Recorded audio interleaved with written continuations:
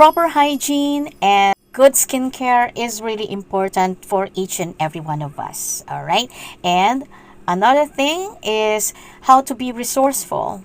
Okay, for someone like me who's always on a budget, all right, we need to be smart and wise. Do not throw away your lotion, baby powder container, or toothpaste. You can still make the most out of it by scraping the leftovers. All right, so this was an almost empty bottle of lotion, so I cut it in half and make use of the leftovers inside of it, right?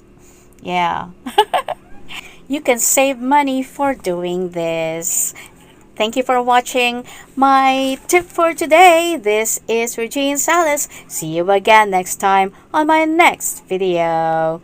Thank you.